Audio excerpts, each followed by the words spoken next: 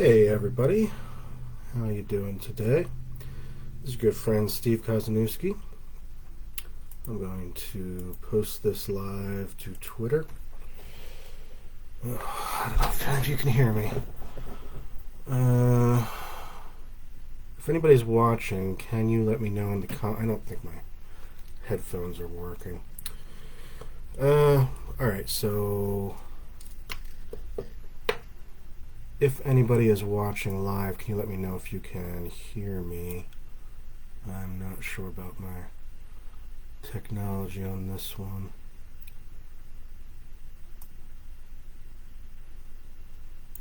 But, okay, somebody's watching.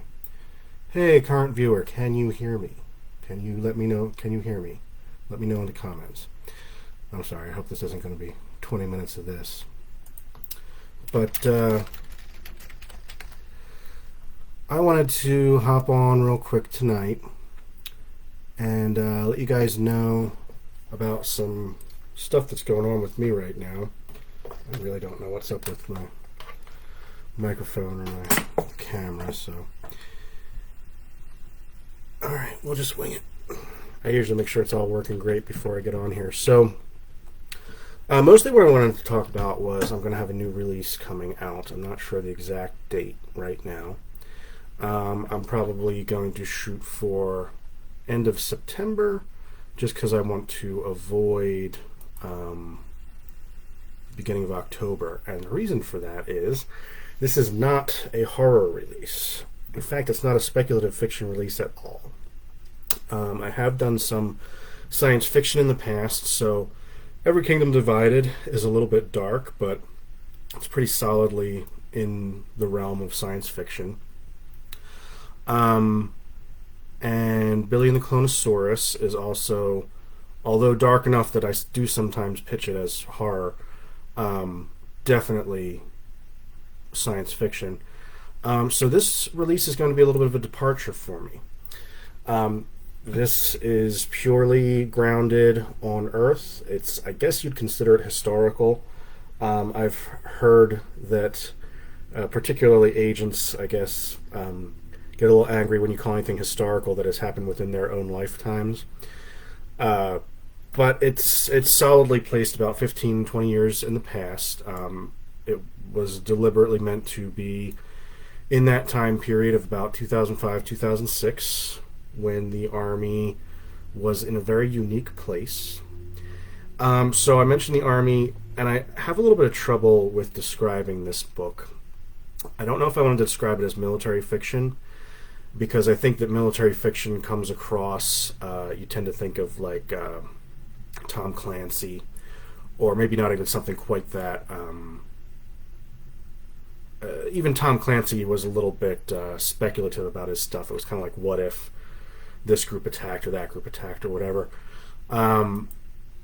But even when you say military fiction, you think about somebody that's kind of obsessed with the weapons and the minutia and the details and the specific, descriptions of strategies and how guns work and how this works and that and the other. It is not that. It's a very, very low key, I like to think, on the military element. And I also like to think of it as a bit welcoming. So if you have no military experience, yeah, okay, you're reading a book about guys in the Army, but I, explain everything in detail about, when they talk about this person, who that person is, and when they talk about this particular behavior, what that behavior is. I think the closest thing I could describe it to you guys as, for all you John Bowden fans out there, is something like MASH or Catch-22.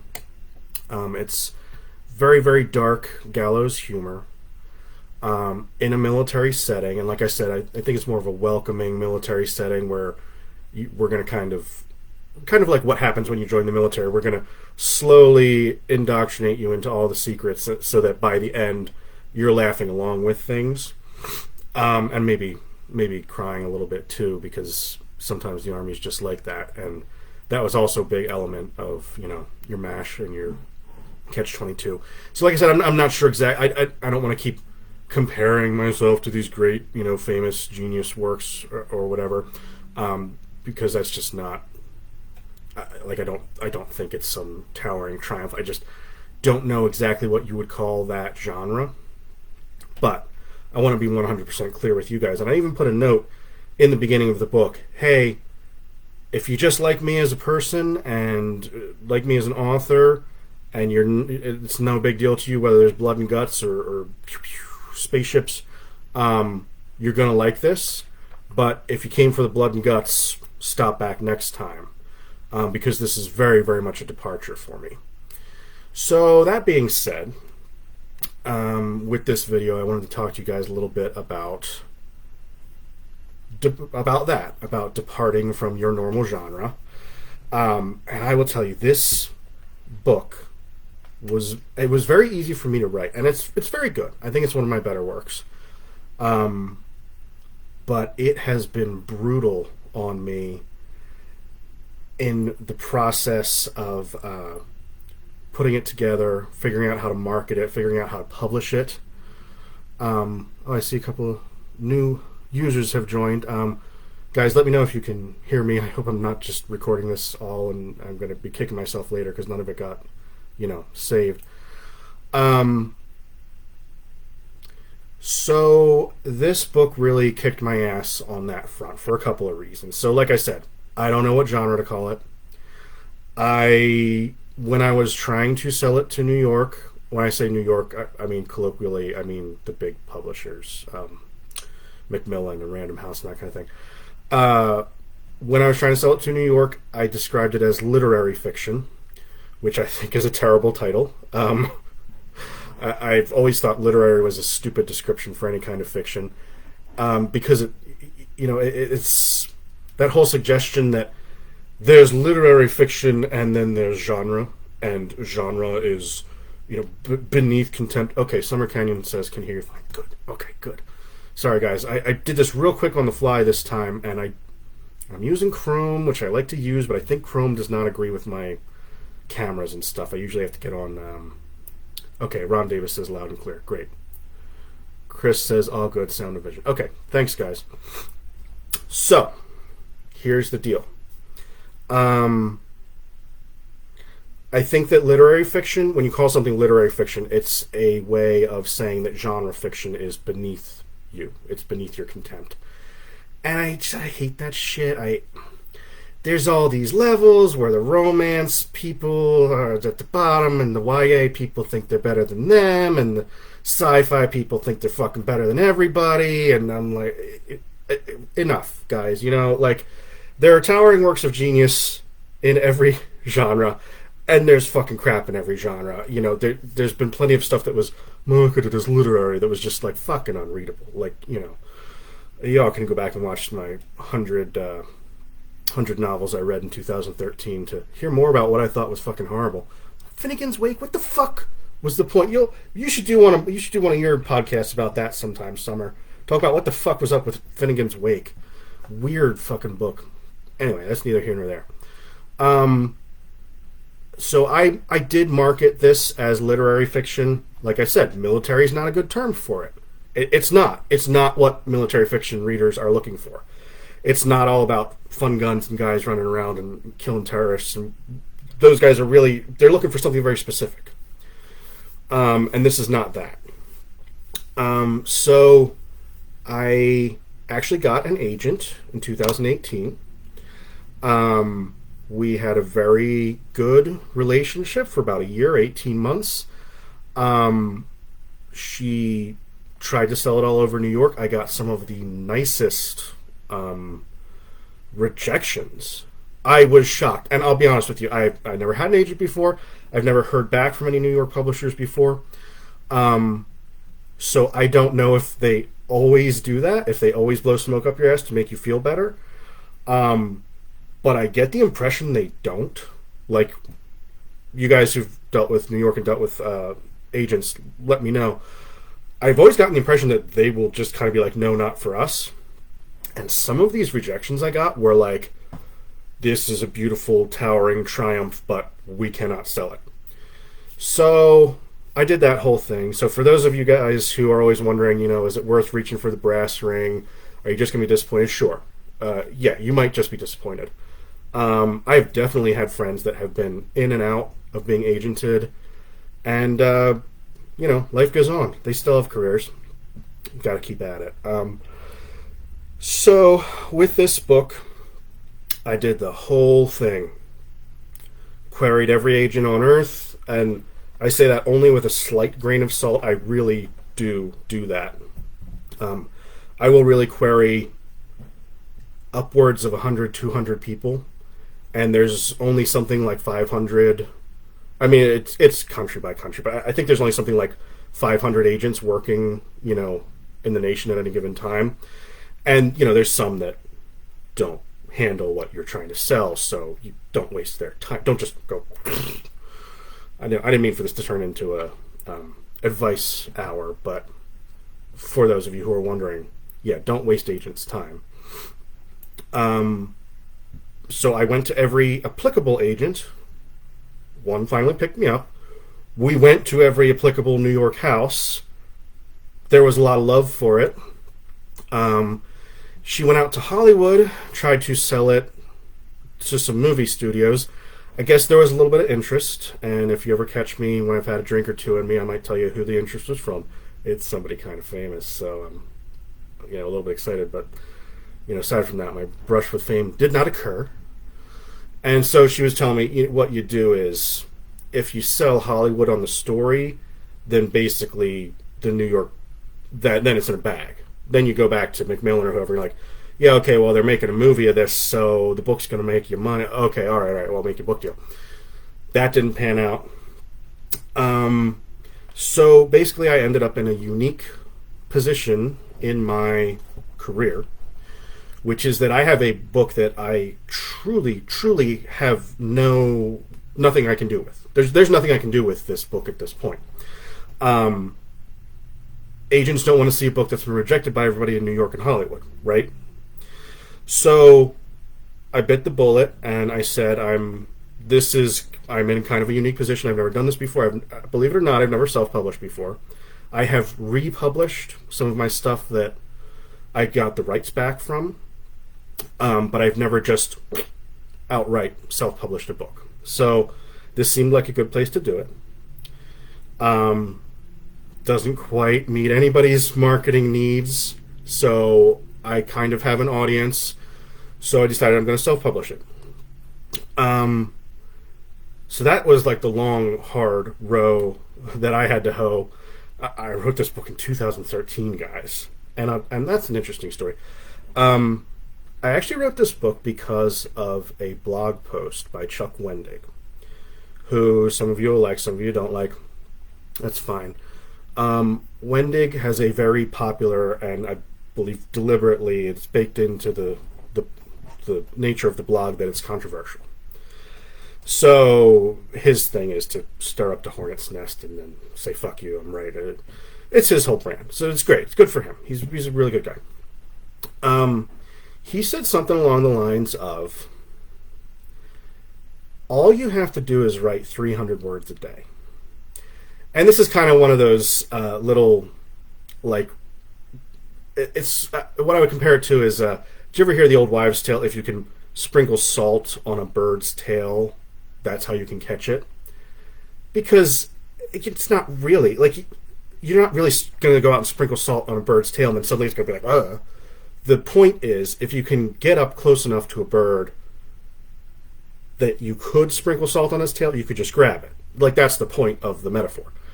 So I think that's kind of what Wendig was doing, was he was saying, oh yeah, all you really have to do is write 300 words a day, and you'll have a novel in a year. Point being, if you actually sit down and write 300 words a day, rain or shine, you'll end up writing a lot more than that. Because nobody writes 300 words and then is like, okay, time to move on. You sit down, you start to write. When you've got 300 words done, you'll probably get 1,000 done that day. So I said, you know what, God damn it, I'm going to do that. I'm always up for these stupid kind of challenges and things. So I did it. In 2013, all I had in my mind was, my time in the Army. I had a lot of, fun stories and that kind of thing. Oh, by the way, guys, if you have any questions or you want to ask me anything about this book or anything else, whatever, let me know in the comments. Now that I know that you can hear me. Thanks, guys. So I sat down. All I had was this really odd, very odd thing that happened to me when I was in the Army. Was I was in, again, another one of these liminal, weird places. I was a second lieutenant, or maybe a first lieutenant at this point. Now, first lieutenant, it's not a big deal. It's a very low-ranking guy. You get that once you've got your degree, basically. I'm not explaining the whole way that the Army works. Nobody wants to hear that. But officers have to have a bachelor's degree, and then if you have a master's, you get a higher rank, and if you have a doctorate, you'll have a higher rank. Like if you come in as a nurse or a doctor, you're going to automatically be given a higher rank and that kind of thing. But the point being, any officer outranks all enlisted men, so any given second lieutenant is going to outrank the bulk of people. So I was in this weird space because for funeral details, and I don't mean burying the guys that were coming back from Iraq and Afghanistan. I want to make that clear up front. That's a whole other animal. But if you've ever gone to a funeral and it was a veteran of, say, Korea or World War II or Vietnam, two active duty guys will come out and fold a flag, play taps, and hand the flag over. That's a service that is afforded to all veterans. So as a first lieutenant, I outranked most of the guys that survived Korea, Vietnam, World War II, and so on and so forth. So I basically got sent out on the road one day to go to a funeral, and then I never came back. I was on the road 6 months, 7 months, like nonstop. And I was like, this is such a weird story, and nobody knows about this. They know about the guy that delivers the knock at the door and is like, yeah, your loved one died overseas or whatever. Like, they know about that. There've been movies about that. They know about everything that goes on in the Army. There's movies about infantry, artillery, all that stuff. I'm like, I have never read or seen anything about a funeral honors team, and it is a bizarre fucking thing. I mean, I imagine morticians have this same problem where they're like, yeah, I understand this is the worst day of your life for you, but for me, it's Tuesday, and this is how I make my money, and I just have to deal with the logistics of burying people. So basically, it was a very dark and surreal and strange time, and that's just the kind of challenge that I like in my writing, is like, oh, something particularly difficult and fraught with danger and open to, bother people? Okay, let's do that. So, like I said, I wrote the book in 2013, tried to sell it for many, many years. Finally, I'm in a place where I really have no choice but to self-publish it. I don't really have anything else on the docket this year, so I wanted to get this out really quick. So basically, I've got with Chris Enterline, who's a great local artist, good friend of mine, basically it was down to the point where I had I didn't actually format it. I actually hired somebody to format it, format the interior, and Chris just finished the cover yesterday, so I shared that on Twitter for can I share things on here? I'm not going to figure it out right now, but I'll put up the cover on Twitter.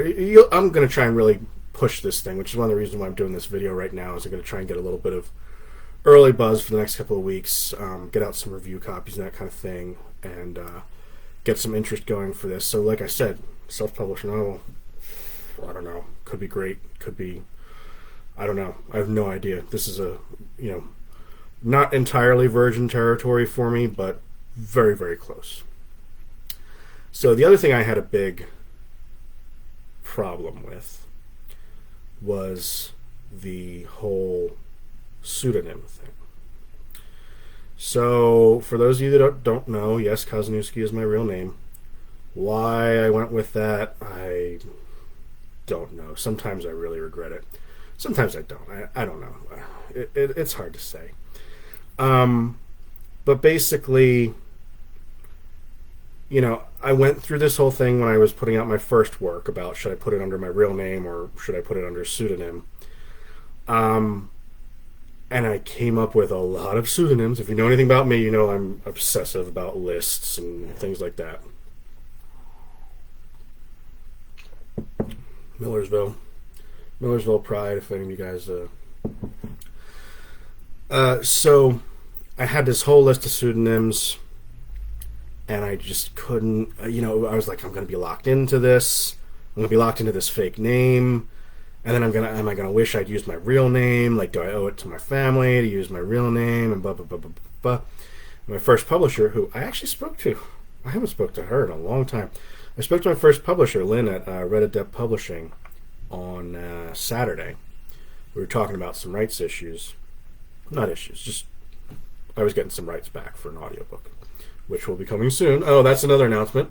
The Brain Eater Jones audiobook will be coming back soon to Audible under my auspices, so that'll be good. And with another Chris Underline cover on it. So Lynn told me at the time, I was like, I don't know, Lynn, I'm pretty sure I should use a pseudonym instead of this unpronounceable, unspellable last name. And she was like, well, look, Stephen, if I had poured my heart and soul into something, she's like, I'm not a writer, I'm just an editor and a publisher, but if I was getting published for the first time and I had spent a lifetime trying to get published, I would want to have my real name on it. So that's just up to you. And I was like, you know what, you're right. And ever since I have questioned that, whether I'm losing sales because I have this hard to spell name, whether, it doesn't matter how many, I put the phonetic spelling of the name in my author's bio, which if you're even just in any way gonna be ancillarily familiar with me, you probably read my author's bio, and there's a pronunciation guide in there. And I still get people that, I don't know how to spell your fucking. I get people I've met and known for years that are like, it's just the nature of the beast. I'm sure Summer Cannon, spelled Somer, it can also relate. And, I'm sure a lot of you. I usually have the worst name.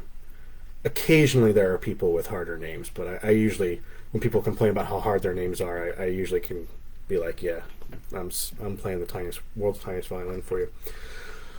So we had that conversation, and then when I got to this point, I was like, there's a lot in this book that really happened. There's a lot that didn't. It's not to anticipate your questions, this is not nonfiction. This is very, very much fiction. I wouldn't even call it a romana clef, which is what they say when a romana clef is a term for it's a novel with a key. So essentially if you knew that Jim was Steve, you could just be like, oh.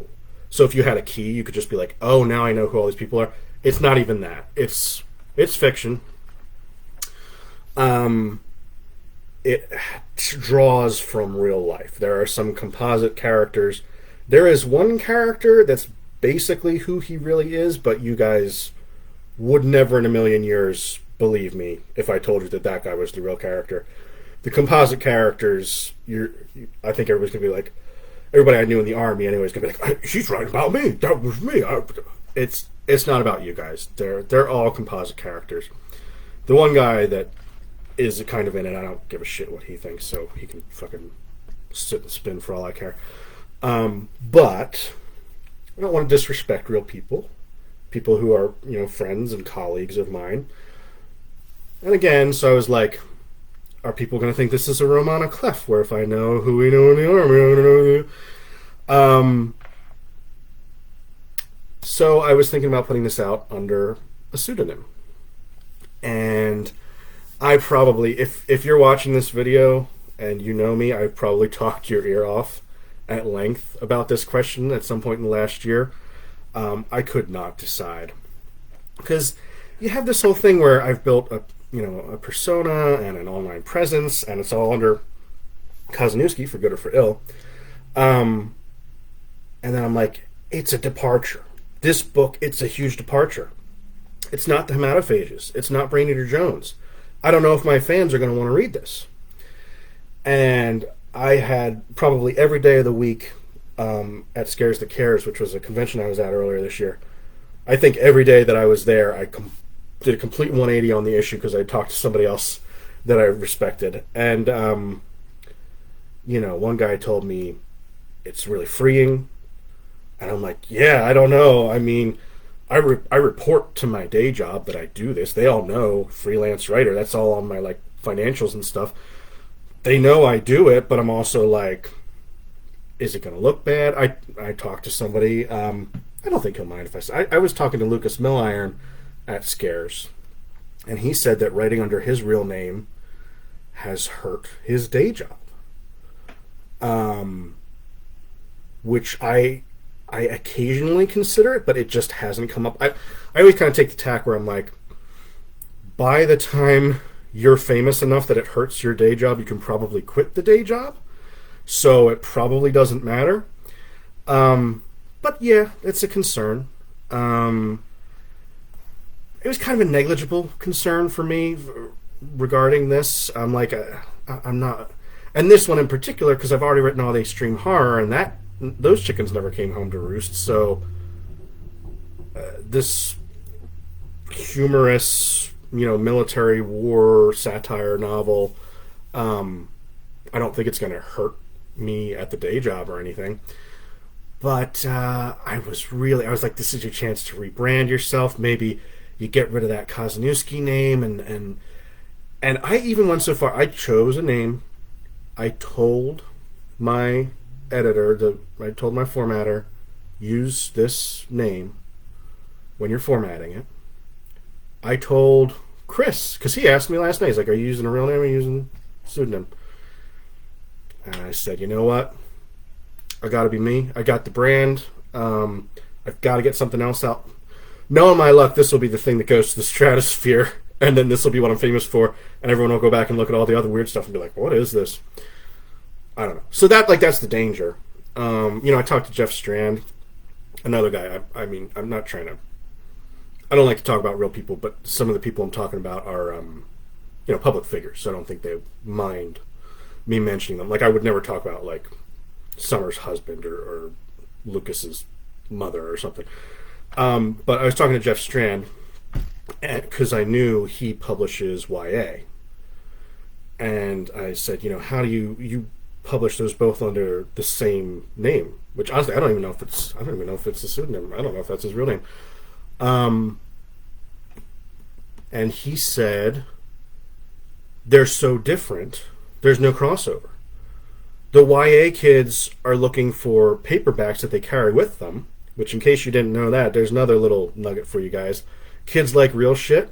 Kids don't buy ebooks. Adults read ebooks. Kids need to be seen to be doing something physical. That's the whole thing with the Zoomers now. I sound like an old man cause. Yeah, all right. You know what? I'm not going to be old man cause, but this is a true thing. So the kids these days, they like physical experiences and physical happenings and stuff. They want to be able to express that that's what they like. So if they're reading a book, they want you to know they're reading. They want everyone to know I'm reading this book. I'm not looking at my phone or looking at an iPad or whatever. So ebooks are for old people that are like, I don't want to have to be carrying a phone or a book everywhere I go. I just want to carry my phone. So that was what Strand was telling me. He's like, they don't cross paths. The kids want the paperbacks. The extreme horror stuff, they want the ebooks. He's like, it never comes up. He's like, and I'm always clear. So that's what I'm trying to do with you guys. And like I said, I put a little note in the front. The way I'm going to market it is the big departure from Stephen Kozeniewski. That's going to be on all my marketing material. This is not your extreme horror. This is not your sci-fi. If you think I'm just generally a good writer, or for those of you who keep asking me, when are you going to write something that's not extreme horror or sci-fi? Here you go. Got you covered. Aunts and uncles and everybody. It's alright, they're not going to read my shit anyway. That's another great fear that I think that all authors have. I want everyone in the world to read me, just not my family. Don't worry, your family's not going to read you. That's been my experience. So, I've been talking for, about half an hour.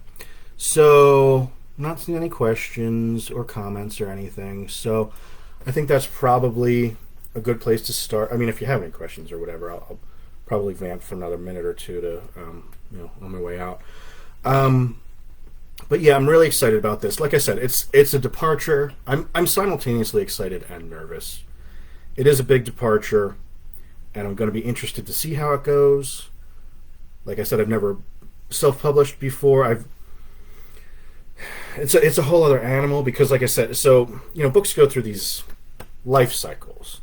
So like when you have a new release and you're going to sell a certain amount of it by dint of the fact that it's a new release.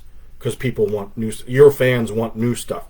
So if you have 300 fans that always buy what you release no matter what, you're going to get 300 sales. And then you're going to have the long tail. And then maybe weird things happen where you're mentioned on Oprah or something, and maybe you get a weird spike, or you sell a book club or whatever. But what publishers usually do is they usually have you sign a 5-year contract, or anyway, the contracts that I've been dealing with are 5 years. And I think it's because they go through that whole life cycle, and they're like, okay, well, we got the money that this book is probably going to make, so you can have your rights back and do what you want with it. So essentially, I've gone through that life cycle, republished the book, and been like, maybe I can adjust my marketing, or, whatever, and try and get some more sales out of this, or, it's just always good to have stuff in print. Maybe you're hand selling somewhere and you want different options to give people, pardon me, or whatever. So I went through that 5-year life cycle and then self-published. It was essentially republishing something that was already out there. So I know what that looks like.